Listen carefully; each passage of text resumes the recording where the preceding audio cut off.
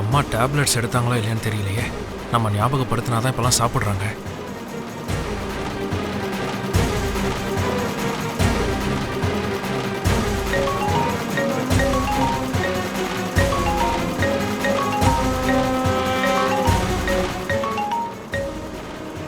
என்ன அம்மா ஃபோன் எடுக்க மாட்டேங்கிறாங்க? லக்ஷ்மி கால் பண்ணி பார்க்கலாம்.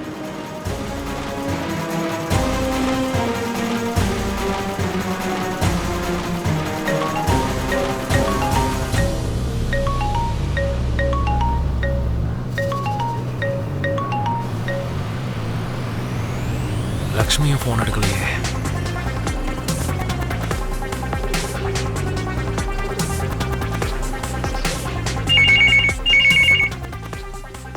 ஹலோ ஹலோ, அர்ஜுன் பேசுகிறேண்ணே. சொல்லுங்க தம்பி. அம்மாவும் லக்ஷ்மி வீட்டில் இல்லை. 2 பேருக்கும் ஃபோன் பண்ணுறேன், எடுக்க மாட்டேங்கிறாங்க. அவங்க வீட்டில் இல்லை தம்பி. எங்கே போயிருக்காங்க? வசந்தராமா லக்ஷ்மி அம்மாவை கோவிலுக்கு கூட்டிட்டு போயிருக்காங்க தம்பி. எதுக்காக திடீர்னு கோயிலுக்கெல்லாம் கூட்டிகிட்டு போனாங்க? லக்ஷ்மி அம்மாவை எங்கேயே இருக்க சொல்லி எவ்வளவுதான் சொன்னாலும் கேட்க மாட்டேங்கிறாங்கல்ல தம்பி. கடைசி முயற்சியா அந்த கோவில் சன்னதிலையாவது பேசினா லக்ஷ்மி அம்மா ஒருவேளை ஒத்துக்கலாம் இல்லையா? லக்ஷ்மிக்கு பிடிக்காத விஷயத்த பண்ண வேணான்னு சொல்லியிருக்கலானே. திடீர்னு லக்ஷ்மி அம்மா அப்படி ஒரு முடிவு எடுத்ததுனால நமக்கு மட்டும் அது கஷ்டமா இருக்காதா தம்பி? நீங்களே சொல்லுங்க, உங்களுக்கு இந்த விஷயம் வருத்தமா இல்லையா? அண்ணா இங்க பாருங்க, லக்ஷ்மியோட வாழ்க்கை விஷயத்துல அவ எடுக்கிற எந்த ஒரு முடிவுலையும் நம்மளால தலையிட முடியாது. இங்க இருன்னு சொல்ல உரிமை இல்லை. அதை பத்தி இனி பேச வேண்டாம்.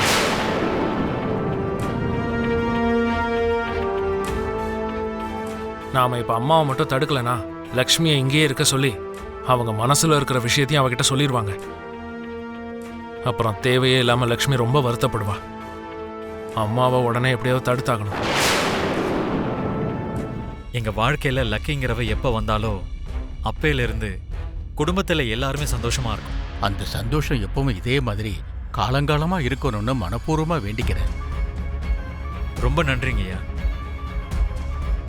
ஆமா, என்ன எதுக்கு இங்க வர சொன்னீங்க? இப்ப நீ உன்னோட கையால ஒரு ஹோமம் பண்ணணும்பா. நான் ஹோமம் பண்ணணுமா? எதுக்குங்கய்யா? கிருஷ்ணா,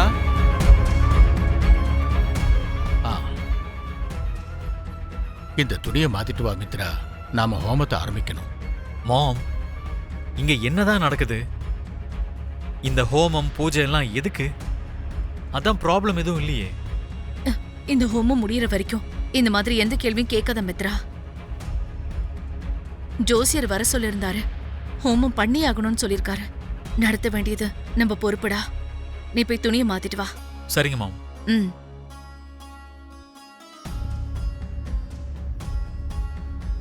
லக்ஷ்மி ரொம்ப தன்னம்பிக்கையான பொண்ணு. அவளுக்கு அவளோட சுயமரியாதையும் ரொம்ப முக்கியம். அவளோட யோசிக்கிற விதமும் வேற மாதிரி இருக்கும். அவ எடுக்கிற முடிவுகளை யாராலையும் கற்பனை கூட பண்ணி பார்க்க முடியாது. இப்ப லக்ஷ்மி கிட்ட அம்மா என்ன கேட்டு வைக்க போறாங்களோ தெரியலையே. முடிஞ்ச அளவுக்கு கோயிலுக்கு சீக்கிரமா போவோம்.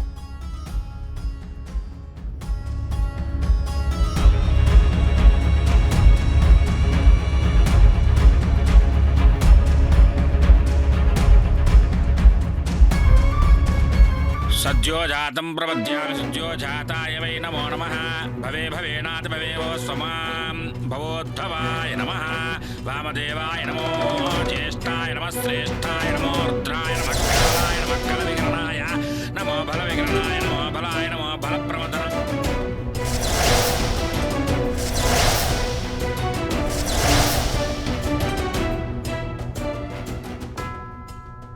सर्वेभ्यः सर्वसर्वेभ्यो नमस्ते अस्तु रुद्ररूपेभ्यः पुरुषाय विद्महे महादेवाय ईशानः सर्वविद्यानाम् ईश्वरः सर्वभूतानां.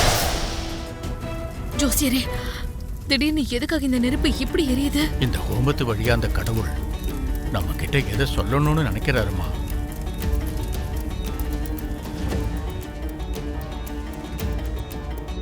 அது என்னவா இருக்கும் ஜோசியரே? பிரிஞ்சு போன பொருளோ பிரிஞ்சு போன மனுஷங்களோ கூடிய சீக்கிரம் நம்ம கிட்ட நெருங்க போறாங்கன்னு இது ஒரு அறிகுறி. அரவிந்தா,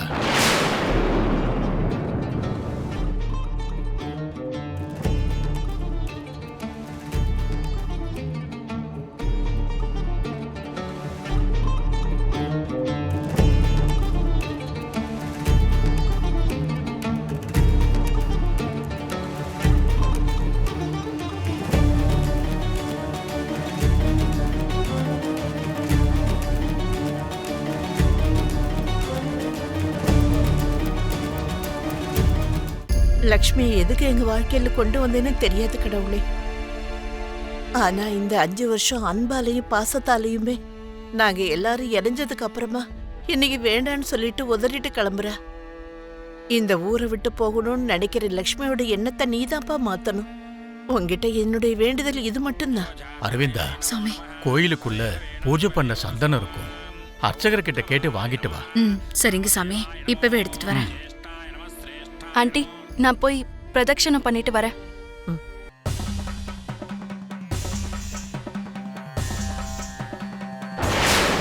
புரோகிதரே, சொல்லுங்கம்மா. ஜோசியர் உங்ககிட்ட பூஜை பண்ண சந்தனத்தை வாங்கிட்டு வர சொல்லியிருக்காரு. கொஞ்சம் கொடுக்குறீங்களா? கொஞ்சம் இருக்குமா?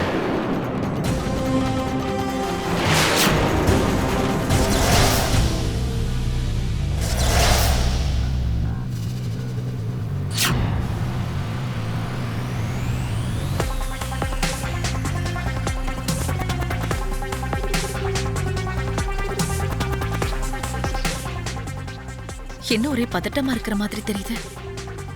எதை பத்தியும் ரொம்ப தீவிரமா யோசிக்கிற மாதிரி தெரியுது.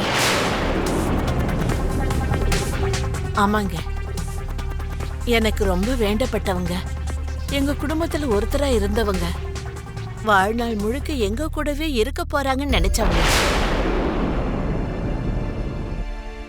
இன்னைக்கு எங்களை விட்டுட்டு போறேன்னு சொல்றாங்க. எந்த உறவும் எனக்கு வேண்டான்னு என் வழியை பாத்துக்கிறேன்னு சொல்லிட்டாங்க. அதான் ரொம்ப வருத்தமா இருக்கு. வேண்டப்பட்டவங்க நம்மள விட்டு பிரிஞ்சு போயிட்டாங்கன்னா அது எவ்வளவு வேதனையா இருக்கும்னு எனக்கு ரொம்ப நல்லாவே தெரியும். அந்த வேதனையை தாங்கிக்கவே முடியாது. நீங்க சொல்றத கேட்கும்போது உங்க குடும்பத்துல கூட யாராவது உங்களை விட்டு பிரிஞ்சிருக்காங்களா? ஆமாங்க, என் மருமக தான். உங்க மருமகளா? அவங்களுக்கு என்னாச்சு? உலகத்தோட பார்வையில அவ இந்த உலகத்திலே இல்லாத மாதிரி ஆயிட்டா. ஆனா அந்த கடவுளோட பார்வையில இந்த உலகத்துல ஏதோ ஒரு மூலையில அவ இருக்கா.